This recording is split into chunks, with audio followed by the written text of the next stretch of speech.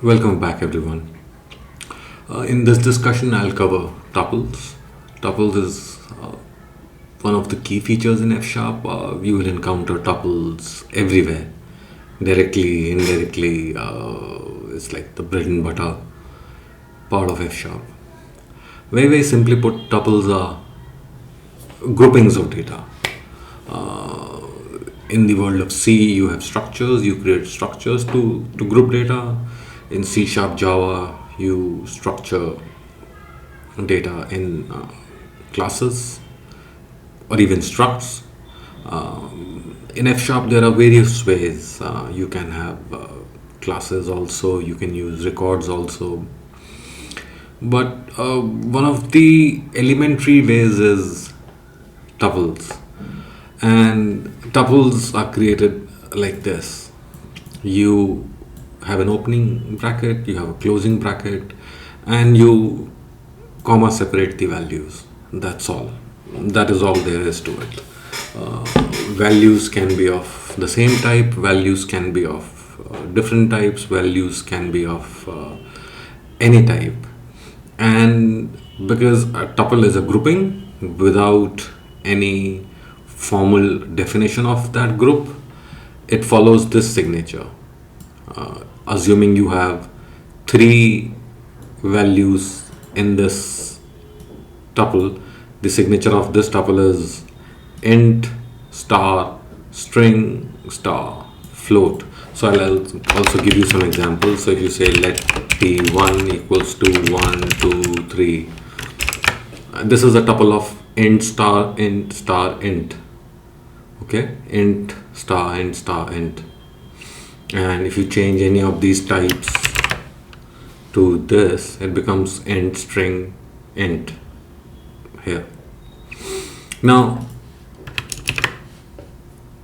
these two are the examples of, again, no type annotation. And just to exemplify, I am annotating the types myself. I'm not relying on the type inference. So this is how you construct a tuple, and this is how you deconstruct a tuple. That is, if you have a tuple, how do you extract values out of it? In F sharp, there's a major concept which we will cover in coming sessions. It's called pattern matching, and in order to extract values out of a tuple, pattern matching is used. So what I'm doing right now is known as deconstruction via pattern matching. And there are two ways you can do it. You can either do it like this, which is, again, I'm not annotating the types for x, y, z, and here I'm doing it. So just like this was, these two statements were having the same effect. These two statements have the same effect. Here's a function which takes three parameters, x and y and z, and it returns a tuple just by combining those three values into one. So if you look at the signature of this function, it takes a, b, c, and if you notice the ticks, those ticks are there because the compiler doesn't care about the type of x or y or z, because there is no operation happening on x and y and z, so compiler doesn't need to know the types. Anything that you are putting in is getting bundled into a tuple. So tick a, second parameter tick b, third parameter tick c, the output becomes a tuple of tick a, tick b, tick c, and that's what you can see here also. Righto? Now this may confuse you a little bit, but pay attention. This is a function which takes one tuple as a parameter. This was one function which was taking three parameters. This is a function which takes one parameter as a tuple. And this is the war of syntaxes. Parameters in F sharp are space separated. Had this been C sharp, this was a function with three parameters. But we are in F sharp, and what is happening is this is just one parameter. In continuation, there is another function below which takes two parameters, a tuple and anything else, a. So this is again an example of tuple deconstruction. X, Y, Z are available in the deconstructed way inside this function. So you have a tuple, and the output is the total of these three values. So the signature of this function is input, which is int into int into int, and the output is an int, and that's something you can see here also. Okay.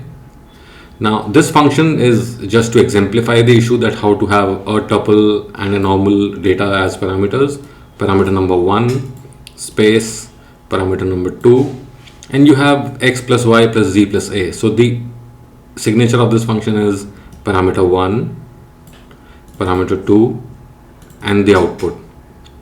Now I gave a similar example earlier also, but this is to further emphasize on the issue that this is I've called it a silly function which has a unit parameter and a unit output, and this is how I'm calling this function, right?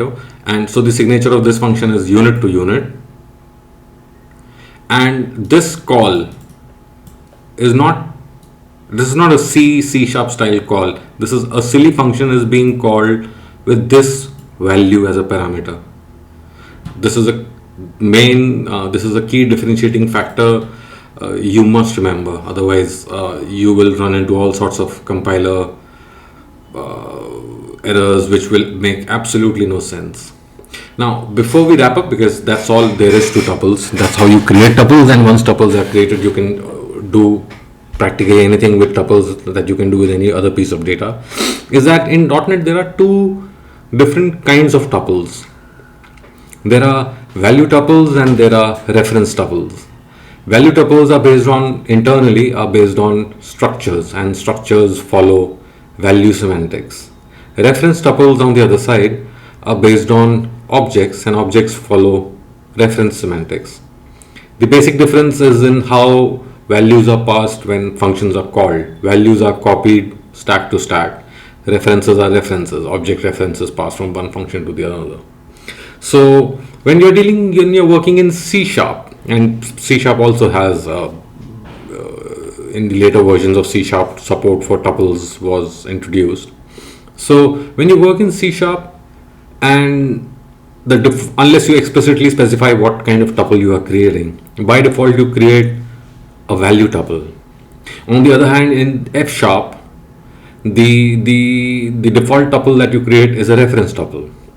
So while you will rarely write code in F sharp that has to deal with C sharp, it's more the other way around. You are using libraries or existing functionality written in C sharp which you want consumed in C sharp. That's a more practical case, that's a more probable case, but beware of this key difference. So if you have to create a struct tuple, you have to utilize struct keyword. Rest everything remains same. This is a reference tuple. With struct, this becomes a struct tuple, and that's how you destructure a struct tuple. So once again, on the blog, all the key ideas and the keynotes are mentioned. Everything that I talked about is there. So do visit the blog also. Make sure that all the pointers that I have given are reviewed by you. All right, see you in the next one.